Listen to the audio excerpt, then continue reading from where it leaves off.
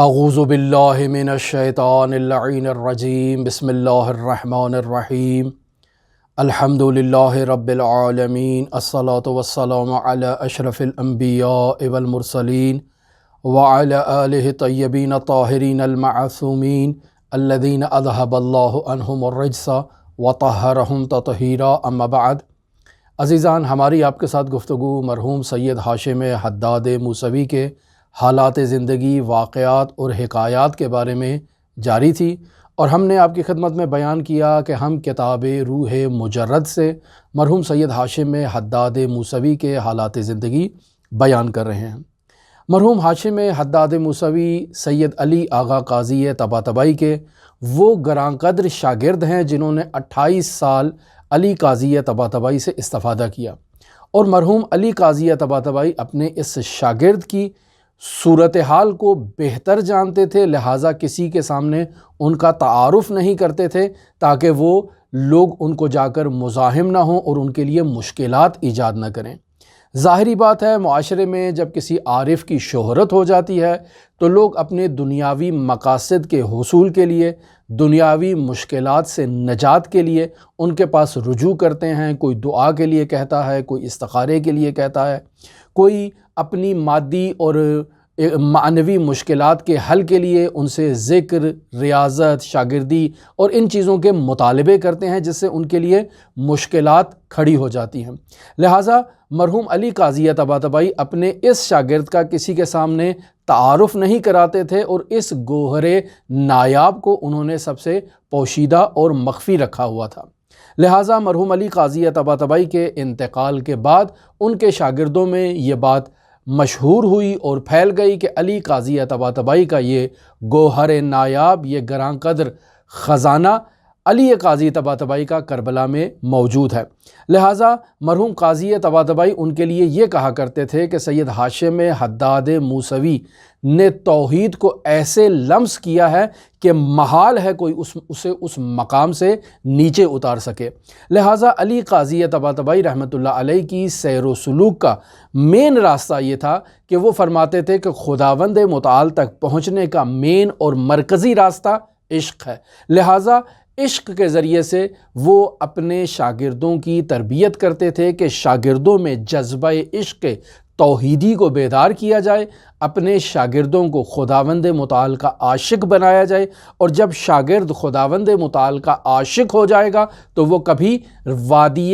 راست سے اور درست راستے سے منحرف نہیں ہوگا۔ لہٰذا عشق کا لازمہ یہ ہے کہ انسان اپنے محبوب تک پہنچنے کے لیے جد و جہد کرتا ہے، محنت کرتا ہے، تکالیف برداشت کرتا ہے، دشواریوں کو اور تکالیف کو تحمل کرتا ہے، اور اپنے محبوب سے فراق کی وجہ سے وہ اس آتش عشق میں جلتا ہے، اور اس کی وجہ سے اس کے وجود میں جتنی ایسی خامیاں اور کوتاہیاں موجود ہوتی ہیں وہ سب نابود ہو جاتی ہیں۔ لہٰذا عشق کی تعریف ہم نے کل آپ کی خدمت میں بیان کی کہ العشق هو الافراط فی المحبت، یعنی محبت میں افراط کا مظاہرہ کرنا، یعنی اپنے محبوب کی وصال کے لیے اپنا سب کچھ قربان کر دینا۔ لہٰذا کل ہم نے آپ کی خدمت میں بیان کیا کہ مرحوم ہاشم حداد اپنے محبوب سے وصال کے لیے انہیں مادیات کی اصلاً کوئی پرواہ نہیں ہوا کرتی تھی، اور کوئی ان کے نزدیک یہ مادیات اہمیت نہیں رکھتی تھی۔ لہٰذا وہ فنا کی ان وادیوں میں جب گزر رہے تھے تو ان کے پاس روزمرہ زندگی کے استعمال کی چیزیں بالکل نہیں ہوتی تھیں۔ گھریلو مسائل میں نہایت تنگی اور نہایت مشکلات کا سامنا ان کو کرنا پڑتا تھا۔ لہٰذا آیت اللہ طہرانی یہاں ایسے افراد کی کہ جو ایسے سالکین کی محبت میں ان کے ساتھ رہتے ہیں، ان کی شاگردی اختیار کرتے ہیں، ان کی عقیدت کا اظہار کرتے ہیں، ان کا وظیفہ یہ بیان کرتے ہیں کہ اخوان فی اللہ کی یہ ذمہ داری ہے کہ وہ سالک الی اللہ کی مالی مدد کریں، اس کی اقتصادی مشکلات کو حل کریں اور اس کے ساتھ تعاون کریں، تاکہ وہ فارغ البال ہو کر خداوند متعال کے عشق میں اپنے آپ کو خداوند متعال کی اس فنا میں فنا کر دے اور اسی کے نتیجے میں اس کے شاگردوں کو بھی اس سے فیض حاصل ہو۔ لہٰذا مرحوم علی قاضی طباطبائی رحمۃ اللہ علیہ کی تعلیمات کے مطابق اخلاق ذمیمہ کو اپنے وجود سے ختم کرنے کے لیے جو ہے وہ انسان کو نہایت دشواری کا سامنا کرنا پڑتا ہے، نہایت طاقت فرسا یہ عمل ہے اور نہایت طویل عمل ہے۔ لیکن ہم دیکھتے ہیں کہ اخلاقی کتابوں میں ان اخلاق ذمیمہ کو ختم کرنے کے راستے بیان کیے گئے ہیں،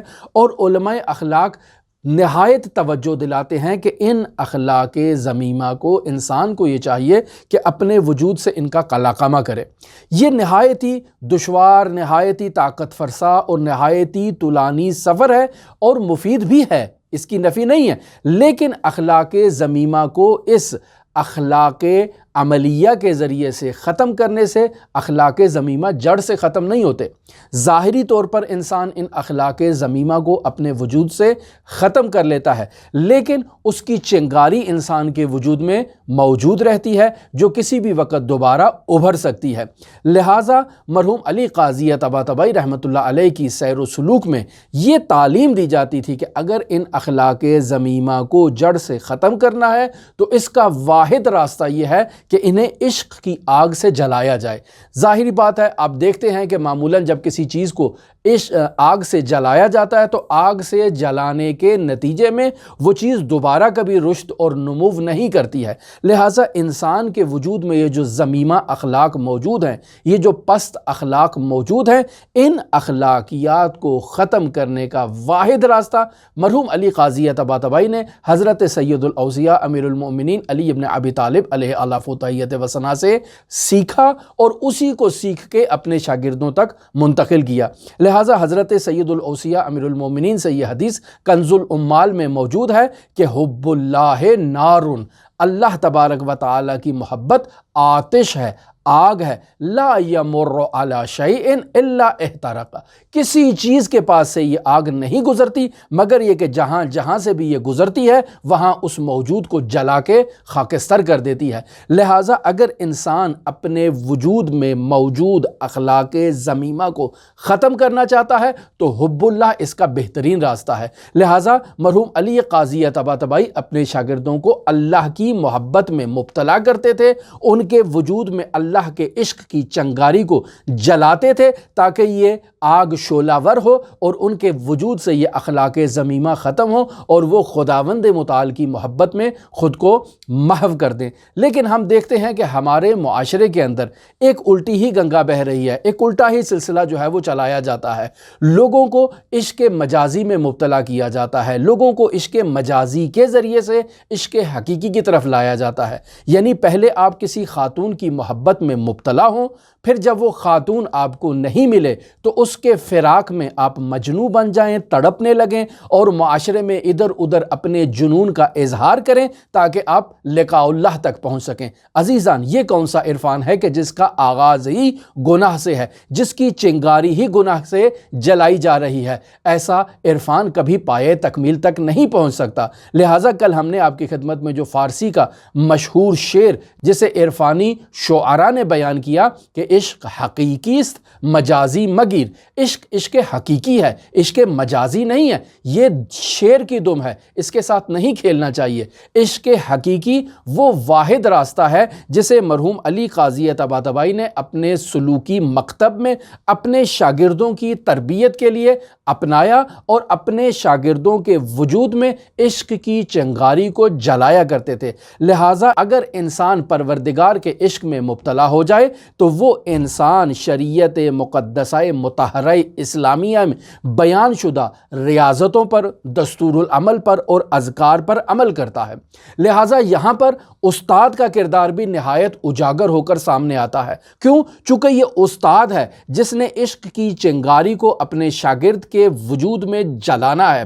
لہٰذا یہ استاد ہے جو شاگرد کی صلاحیت کو، استعداد کو مد نظر رکھتے ہوئے اسے اذکار دیتا ہے، اسے وظائف دیتا ہے، اسے دستور العمل دیتا ہے تاکہ وہ پروان چڑھے اور کمال تک پہنچے۔ لہٰذا ہم دیکھتے ہیں کہ مرحوم علی قاضی طباطبائی اپنے اس گوہر نایاب شاگرد کو جو عشق کی وادی کے ذریعے سے کمال تک پہنچاتے ہیں تو اس کے بعد کہتے ہیں کہ یہ ہاشم حداد توحید کو ایسے لمس کر چکا ہے کہ محال ہے کوئی اسے اس توحیدی مقام سے نیچے اتار سکے۔ ہم آغا طحرانی کا بیان بھی آپ کے لیے نقل کرتے ہیں کہ آیت اللہ سید محمد حسین حسینی طحرانی کہتے ہیں کہ آغا حداد ایک لا افق کے اوپر زندگی کر رہے تھے، ایک ایسی جگہ پر زندگی بسر کر رہے تھے کہ جس کے اوپر کوئی مافوق افق موجود نہیں تھا، وہ جہاں موجود تھے وہاں سے تعین ابھرتا تھا۔ لہٰذا انہوں نے اسفار اربعہ کے تمام اسفار کو اور تمام سفروں کو مکمل کیا تھا۔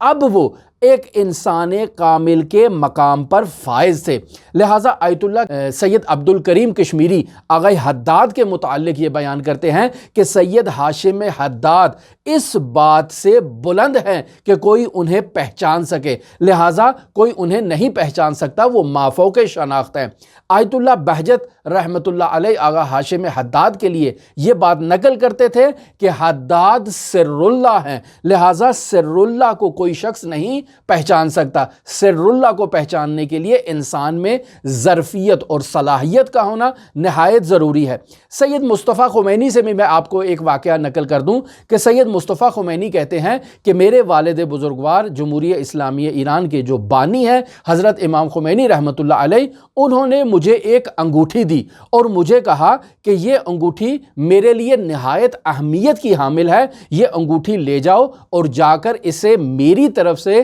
سید ہاشم حداد کو تحفہ دو۔ آغا مصطفیٰ خمینی جب آتے ہیں آغا حداد کی خدمت میں اور آ کر انہیں وہ انگوٹھی پیش کرتے ہیں اور انہیں یہ وضاحت بھی کرتے ہیں کہ یہ انگوٹھی میرے بابا کے لیے نہایت اہمیت کی حامل ہے، اور اس کی وجہ یہ ہے کہ یہ 500 سال سے ہمارے خاندان میں نسل در نسل چلتی آئی ہے اور میرے والد بزرگوار تک آ کر پہنچی ہے۔ اس وجہ سے یہ انگوٹھی میرے والد کے لیے نہایت ارزش رکھتی ہے، نہایت قدر و قیمت رکھتی ہے، اور انہوں نے اپنی محبوب ترین چیز کو آپ کے لیے ہدیہ بھیجا ہے تاکہ اس ہدیے کے ذریعے سے آپ کے درمیان اور ان کے درمیان ایک محبت کا کا ایجاد ہو۔ لہٰذا سید ہاشم حداد کوئی معمولی شخصیت نہیں ہے۔ آیت اللہ طحرانی کی روح مجرد کی طرف ہم واپس پلٹتے ہیں کہ آغا سید ہاشم حداد جن کے وجود میں عشق کی چنگاری جل رہی تھی، جن کا وجود فنا کے مراحل سے گزر چکا تھا،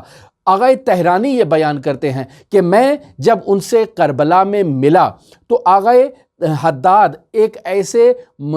برہے سے گزر رہے تھے، ایک ایسے زمانے سے گزر رہے تھے کہ آغا حداد اس وقت یہ فنا کے مراحل کو طے کر رہے تھے۔ لہٰذا سید ہاشم حداد کی روٹین یہ ہوا کرتی تھی کہ وہ قرآن مجید کی کثرت کے ساتھ تلاوت کیا کرتے تھے، نہایت ہی محزون اور نہایت ہی غم انگیز آواز میں وہ قرآن مجید کی تلاوت کیا کرتے تھے، اور ایسی ان کی تلاوت کا لحن ہوتا تھا کہ جو کوئی بھی ان کی اس جان گداز آواز کو سنتا اس کے وجود میں بھی آتش لگ جاتی اور وہ اس عشق میں تڑپنے لگتا کہ کیسے وہ قرآن مجید کی تلاوت کیا کرتے تھے۔ اور بسا اوقات وہ ابن فارز کے اشعار میں اور بالخصوص قصیدہ طائیہ کبریٰ کی جو ہے نا وہ اسے زمزمہ کیا کرتے تھے۔ یہ قصیدہ تقریباً 750 یا 750 سے 780 اشعار پر مشتمل ایک قصیدہ ہے جسے قصیدہ طائیہ کبریٰ ابن فارز کہا جاتا ہے۔ یہ ابن فارز ایک عارف ہیں کہ جنہوں نے باقاعدہ اپنے اسی فنا کے مراحل کو اشعار کی صورت میں قلم بند کیا۔ عربی زبان میں یہ اشعار ہیں اور اسے قصیدہ طائیہ کبریٰ اس وجہ سے کہا جاتا ہے کہ ایک قصیدہ طائیہ صغریٰ بھی موجود ہے۔ اس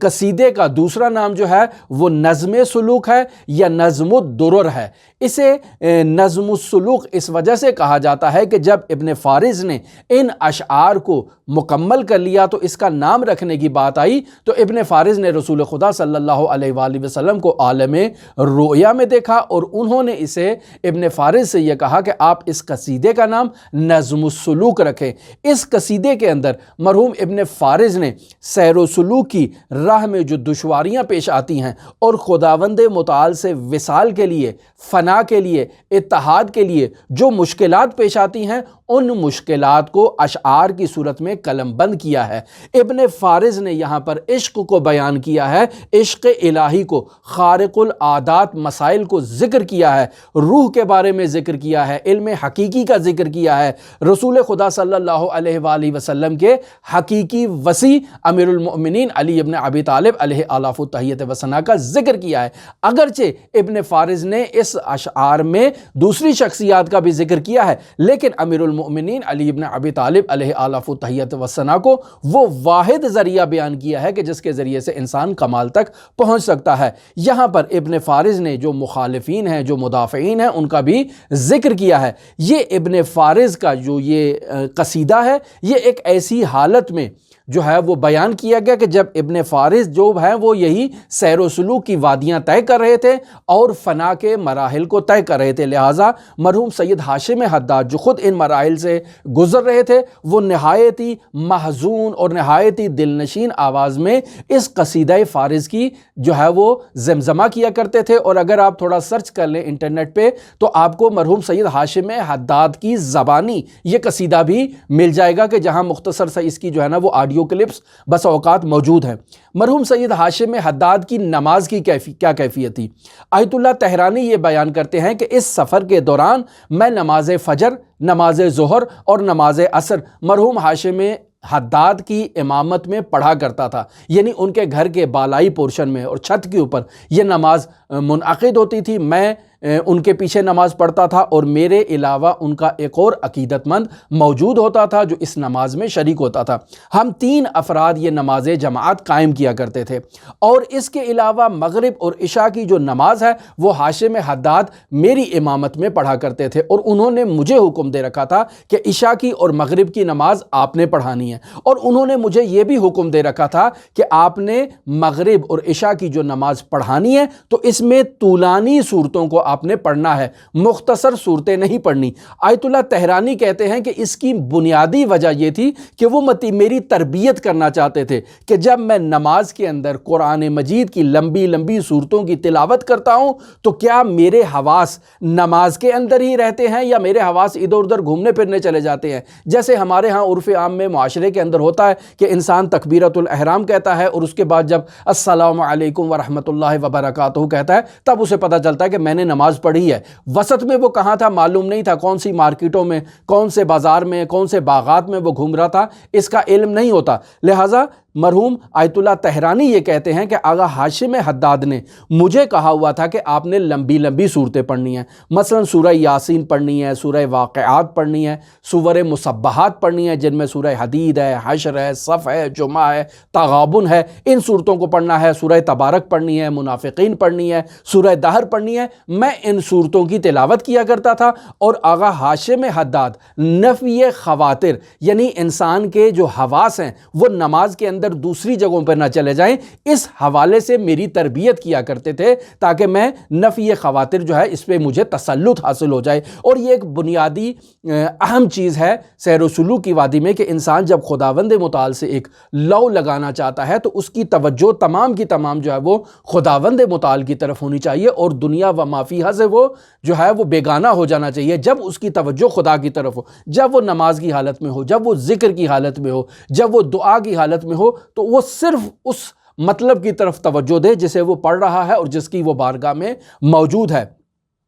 لہٰذا مرحوم سید ہاشم حداد یہ بھی دستور دیا کرتے تھے آغا طہرانی کو کہ آپ جہر میں بلند آواز میں ان صورتوں کو پڑھیں اور تھوڑا محزون لحن میں ان کو پڑھیں تاکہ ان کی تلاوت سے جو ہے وہ انسان کو ایک روحانی تسکین بھی ساتھ ساتھ حاصل ہو۔ مرحوم سید ہاشم حداد کے سلوکی پروگرام سے متعلق جو ہے وہ آیت اللہ طہرانی نقل کرتے ہیں کہ غروب کے فوراً بعد ہم مغرب کی نماز کو باجماعت ادا کر لیا کرتے تھے، پھر اس کے فوراً بعد مرحوم سید ہاشم حداد اپنے گھر تشریف لے جاتے، وہاں سے کچھ کھانے کے لیے سامان لے کر آتے، اسے ہم تناول کرتے، اور اس کے بعد پھر وہ مجھے کہتے کہ آپ نماز عشاء پڑھائیں۔ ہم نماز عشاء جیسے ہی پڑھاتے تو وہ نماز عشاء پڑھنے کے بعد سو جاتے، 1 گھنٹہ وہ آرام کرتے اور 1 گھنٹے کے بعد بیدار ہوتے، جا کر وضو کرتے اور پھر طولانی لمبی لمبی صورتوں کے ساتھ جو ہے وہ نمازیں پڑھتے۔ نمازیں پڑھنے کے بعد پھر وہ جو ہے قبلہ رخ ہو کر بیٹھ جاتے اور خداوند متعال کے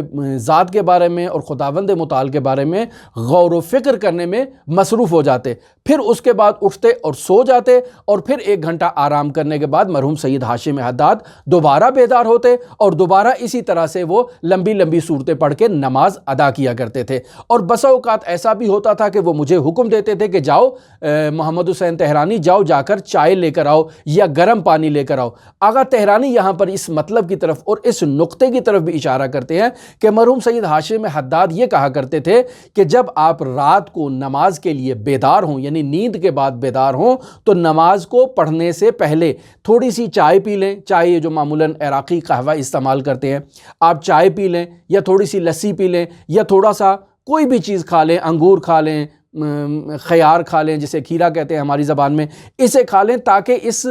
کھانے سے، مختصر مقدار میں جو آپ چیز کھا رہے ہیں، اس کھانے سے آپ کے جسم سے سستی برطرف ہو جائے گی۔ سستی کے برطرف ہونے کے بعد انسان چاق و چوبند شاداب خداوند متعال کی عبادت کے لیے مہیا ہوگا اور خداوند متعال کی عبادت کرے گا۔ لہٰذا آپ اپنے وجود میں دیکھیں کہ اگر نماز تہجد کے لیے آپ بیدار ہوتے ہیں اور آپ کو اپنے وجود میں سستی اور کاہلی محسوس ہوتی ہے، تو آپ کوئی چیز تناول کر لیں، کوئی چیز کھا کے دیکھیں، تجربہ کر کے دیکھیں کیا آپ کے اندر سے یہ سستی برطرف ہوتی ہے۔ لیکن اس بات کی طرف توجہ رہے کہ بہت زیادہ مقدار میں نہ کھائی جائے کہ دوبارہ وہ چیز آپ کے معدے میں سنگینی ایجاد کرے اور سختی ایجاد کرے اور انسان دوبارہ سستی کی طرف چلا جائے۔ پھر مرحوم سید ہاشم حداد نماز فجر پڑھاتے اور ہم ان کی امامت میں نماز فجر کو پڑھتے۔ آدھے گھنٹے تک مرحوم